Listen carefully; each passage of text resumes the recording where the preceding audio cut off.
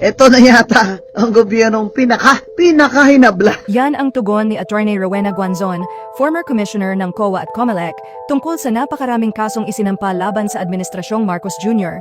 na posibleng pinakamarami sa kasaysayan ng Pilipinas. The most sued government in the history of the Philippines. Kabilang sa mga kasong ito ay ang mga isinampang reklamo laban sa blankong items sa BICAM, May isa pang nagabla sa kanila, yung aking mortal enemy na si Topacio. Hinabla din sila sa ombudsman, criminal case. Kasi wala na pong mapuntahan ng mga tao. Wala na po dahil ang hawak nila sa kapangyarihan ay hawak na sa leeg. Hindi man tayo na martial law. Malapit na po tayo, parang ganun. ang anomalya ng zero budget subsidy ng PhilHealth at ang panggigipit sa mga vloggers na bumabatikos sa gobyerno. Lahat ay isinampa sa Korte Suprema.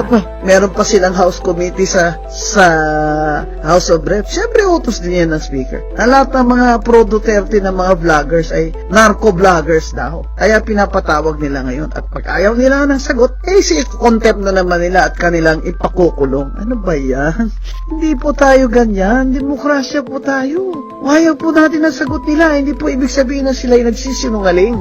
Mag-aral naman po kayo dyan ng Stonewall versus Joke, no? Hirap talaga ng buhay ngayon sa Pilipinas. Ang sinasabi ng iba, this is a failed democracy. A failed democracy. Binanggit din ni Atty. Guanzon ang isinampa niyang kaso laban kay House Speaker Martin Romualdez na pinsang buo ni Marcos Jr. Inabla din namin si Speaker Romualdez. Di ba naman damos? Sinabla ng P3PWD. Dahil yung representative namin, na ayon sa order ng Supreme Court, ay magpalit lang kami ng nominee. Hindi na ako. Ay ginawa naman namin, pinoclaim naman ng COMELEC at nag-oath sa isang RTC judge. Ayaw pa rin niyang paupuin. Ayaw mo niyang bigyan ng oath, ceremonial oath dyan sa House of Reps. Kaya kami pumunta sa Korte Suprema at nagsumbong na i-declare na ang constitutional yung internal rule na yan ng House na kahit na proclaim ka na, naka-oath ka na, hindi ka pa rin makaupo pag hindi ka nag-surrender oath dyan sa Speaker. Abay, kung ganyan po pala, pwede po pala ang Speaker, pwede niya mabito o mawalang bisa ang boto ng tao sa 391,075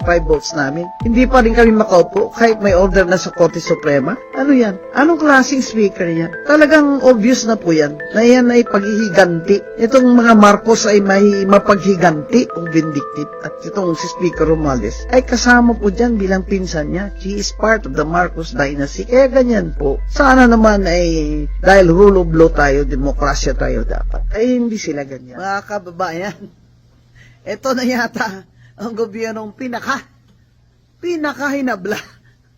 The most sued government in the history of the Philippines.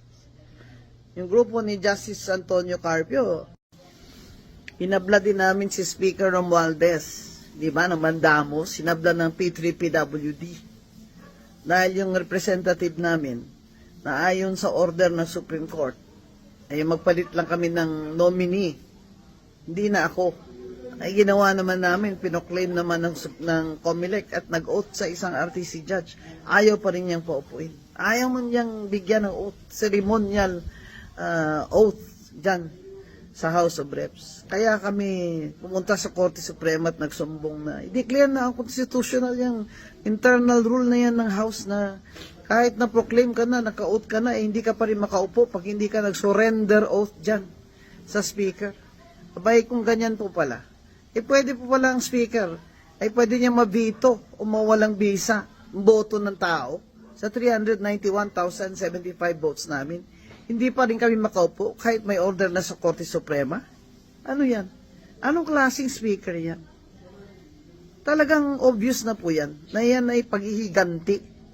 Itong mga Marcos ay may mapaghiganti o vindictive. At itong si Speaker Romualdez ay kasama po dyan bilang pinsan niya. She is part of the Marcos dynasty. Kaya ganyan po. Sana naman ay dahil rule of law tayo, demokrasya tayo dapat. Ay hindi sila ganyan. May isa pang nagabla sa kanila, yung aking mortal enemy na si Topacio. Inabla din sila sa ombudsman, criminal case. Kasi wala na pong mapuntahan ng mga tao. Wala na po dahil ang hawak nila sa kapangyarihan ay hawak na sa leeg. Hindi man tayo na martial law. Malapit na po tayo, parang ganun. Ito pa, meron pa silang House Committee sa House of Reps. Siyempre, utos din yan ng Speaker. Na lahat ng mga pro-Duterte na mga vloggers ay narco-vloggers daw. Kaya pinapatawag nila ngayon. At pag ayaw nila ng sagot, ikukontempt na naman nila at kanilang ipakukulong. Ano ba yan? Hindi po tayo ganyan. Demokrasya po tayo. Ayaw po natin ang sagot nila. Hindi po ibig sabihin na sila'y nagsisinungaling. Mag-aral naman po kayo dyan ng Stonewall versus Jokno. Hirap talaga ng buhay ngayon sa Pilipinas. Anong sinasabi ng iba? This is a failed democracy.